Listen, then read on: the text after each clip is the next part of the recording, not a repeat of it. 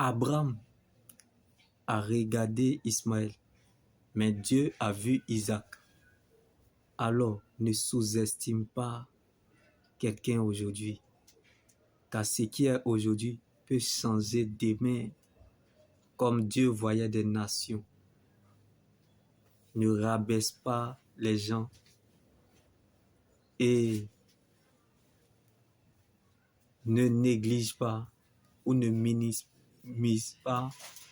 Il ne faut pas minimiser quelqu'un dans la vie,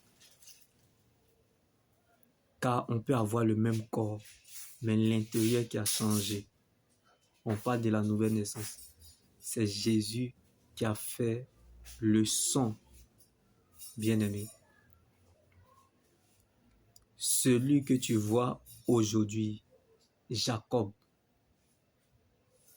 deviendra Israël demain.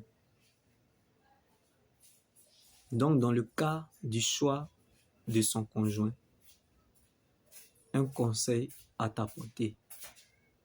Léa était au visage sans expression, mais la beauté de Léa était Christ. L'homme qui a trouvé la femme qui craint l'Éternel a trouvé le bonheur. La vie avec Jésus est un espoir sans fin, mais la vie sans Christ est une fin sans espoir. Comme Jacob a travaillé pendant 14 ans, comme si c'était 7 jours, à cause de la beauté de Rachel. Bien-aimé. Mais ce qu'il a ignoré, c'est que Rachel était attachée au fétiche de son père. Pendant ce temps,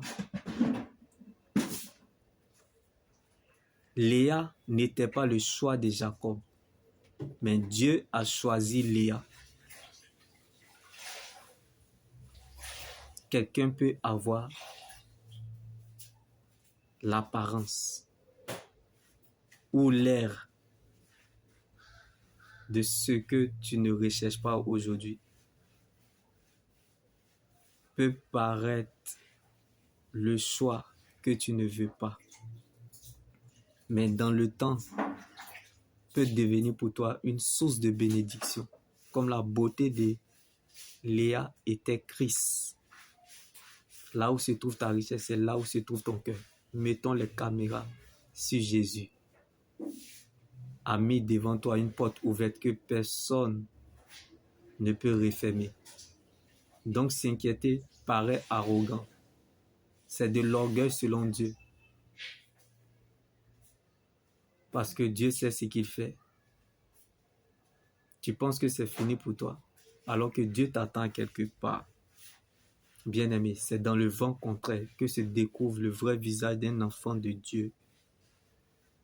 On ne respecte pas ce qui est gratuit. Si tu veux qu'on te craigne, décide d'affronter les obstacles. Comme David dans la bataille contre Goliath, l'Éternel est devenu serveur.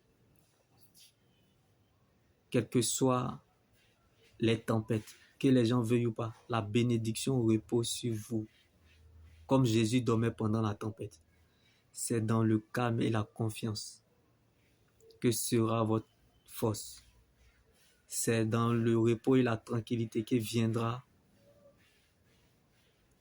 votre salut. Donc le silence de Dieu attire le silence de l'homme.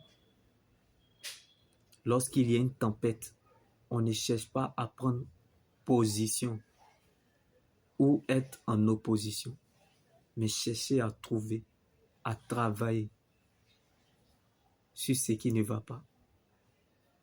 Toujours nous regardons les péchés des autres en public, mais nous oublions nos propres péchés dans le secret.